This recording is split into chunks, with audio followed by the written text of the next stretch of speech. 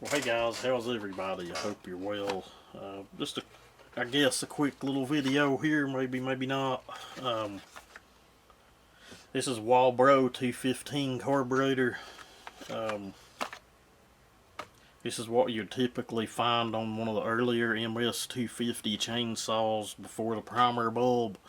I'm not sure what it's a WT215, not sure what the model number would be for the carburetor with the primer bulb, but what we are doing here is we're going to do a little modification to this carburetor.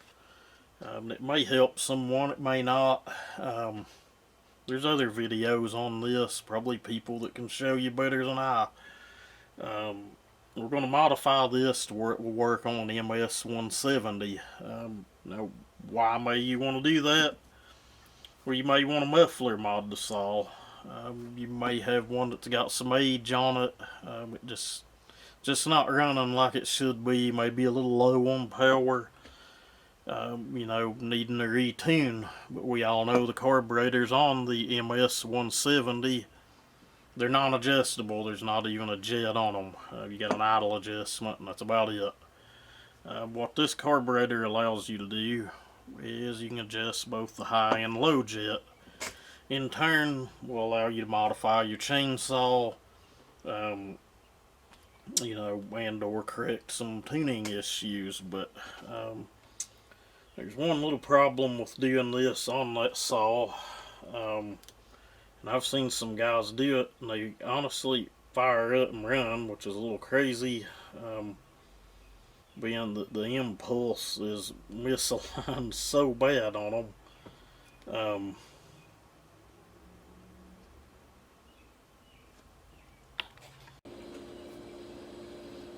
Maybe you can get a good look at that.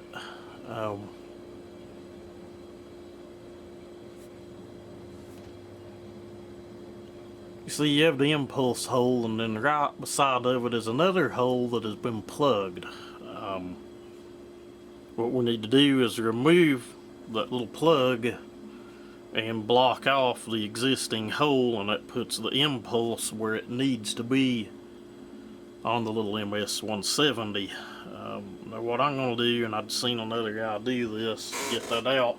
I have seen guys drill that out, and I'd rather not do that. If I can get by with it, is go in from the inside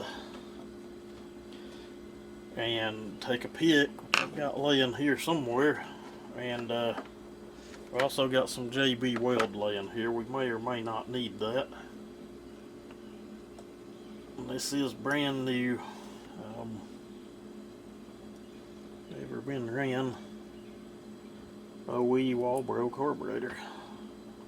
I'll lay it over here with their diaphragm.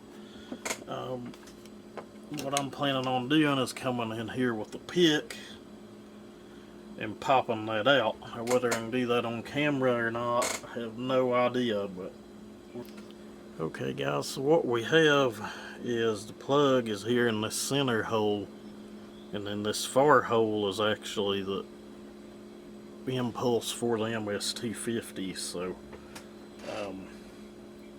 we should be able to just come in here, maybe, but I don't even know if you guys can see that, but that is the teeny tiniest little plug, and you are able just to go in with the small pick to stop using your drill bit, and it just pops out so easy. What I was hoping is that that would actually fit the pulse hole that's there. No dice on that, it's too small. That would have been too easy just to be able to put that back in. So what I'm going to do now is put my diaphragm back on and mix up a little JB weld epoxy. It's epoxy, and get that little hole filled in. I'll bring you guys back, give you a look, and we'll wrap this up. But again, you don't have to use a drill bit. You can just take a little pick, and what I've done is just come in here and you can wiggle it right out. No need for a drill bit. Yeah. Alright guys, plugs out, diaphragm covers back on, and I've got that passage packed full of JB weld. I'm going to let that cure probably for a day or so, and you know, before it goes on the saw, what I'll do is take a razor blade and scrape all that back down flat, and we should have a good sealed off passageway. But in a nutshell, that's what you've got to do to get it to run. There's some other things you have to do with the linkage. The linkage is made a little bit different. I think the linkage on that 170 is actually slotted where it goes in.